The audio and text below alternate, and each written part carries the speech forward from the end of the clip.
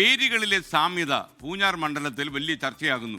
ബോധപൂർവമാണോ Sebastian എന്ന പേര് UDF സ്ഥാനാർത്ഥി ഉപയോഗിക്കുന്നതെന്ന് സംശയിക്കുന്നുവെന്ന് LDF സ്ഥാനാർത്ഥി സെബാസ്റ്റ്യൻ കുളത്തുങ്കൽ 24 പറഞ്ഞു. സജി ജോസഫ് എന്ന പേരിലാണ് UDF സ്ഥാനാർത്ഥി അറിയപ്പെട്ടിരുന്നതെന്നും സെബാസ്റ്റ്യൻ കുളത്തുങ്കൽ പറയുന്നു. എങ്ങനെയാണ് ആദ്യഘട്ടം പിന്നിടുമ്പോൾ ഉള്ള ഒരു ആത്മവിശ്വാസം? തികഞ്ഞ ആത്മവിശ്വാസത്തിലാണ്. മുൻപ് ഇടതുപക്ഷ ജനാധിപത്യ മുന്നണിക്ക് വലിയ സ്വാധീനമില്ലാത്ത മേഖലകളിൽ നിന്ന് പോലും വലിയ പ്രോത്സാഹനവും പിന്തുണയുമായി ജനങ്ങൾ കടന്നു വരുന്ന കാഴ്ചയാണ് ഈ പര്യടന വേളയിൽ കാണാൻ കഴിയും. എതിർ സ്ഥാനാർത്ഥി ഇത്തവണയും PC ജോർജ് ശക്തനായി തന്നെ നിൽക്കുന്നുണ്ട്. അദ്ദേഹത്തിന്റെ ഒരു ഇത്തവണ BJP ക്യാമ്പിലാണ് അദ്ദേഹം മത്സരിക്കുന്നത്. അതിനെ എങ്ങനെയാണ് നോക്കുന്നത്? അദ്ദേഹത്തിന് മുൻപുണ്ടായിരുന്ന സ്വീകാര്യത ഇപ്പോൾ ഇല്ല.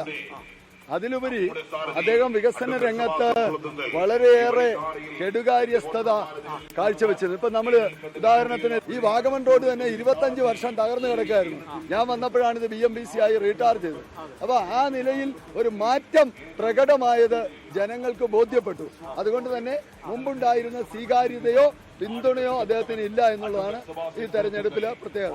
മറ്റൊരു കാര്യം, UDF സ്ഥാനാർത്ഥിയായിട്ട് വന്നിരിക്കുന്ന ആളുടെ പേര് സെബാസ്റ്റ്യൻ എന്ന് തന്നെയാണ്. അതിനെ എങ്ങനെയാണ് നോക്കുന്നത്? അദ്ദേഹത്തിന്റെ പേര് യഥാർത്ഥത്തിൽ അറിയപ്പെടുന്നത് സജി ജോസഫ് എന്നാണ്. അദ്ദേഹം എല്ലായിടത്തും ഉപയോഗിച്ചുകൊണ്ടുവരുന്നത് അതാണ്. അദ്ദേഹത്തിന് സെബാസ്റ്റ്യൻ പേരുണ്ടായിരിക്കാം. പക്ഷെ ഈ തെരഞ്ഞെടുപ്പിൽ അദ്ദേഹം ഒരുപക്ഷെ ബോധപൂർവമാണോ സെബാസ്റ്റ്യൻ ഉപയോഗിക്കുന്നതെന്ന് ഞാൻ സംശയിക്കുകയാണ്. ഏതായാലും എന്റെ ചിഹ്നം ജനങ്ങൾക്ക് ഈ പൂഞ്ഞാർ നിയോജകമണ്ഡലത്തിൽ സുപരിചിതമാണ്. അതുകൊണ്ട് വലിയൊരു ആശയക്കുഴപ്പം ഉണ്ടാകുമെന്ന് പ്രതീക്ഷിക്കുന്നില്ല. പ്രതീക്ഷയുള്ളത് തീർച്ചയായിട്ടും വികസനം തന്നെയാണ്.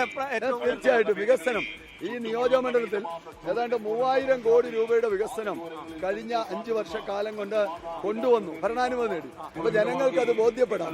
അതുകൊണ്ട് തന്നെ ജനങ്ങൾ ആ കാര്യത്തിൽ നല്ല ധാരണയുള്ളവരാണ്. അരുൺ നിണ്ടൂരിനൊപ്പം ടോബി ജോൺസൺ, 24.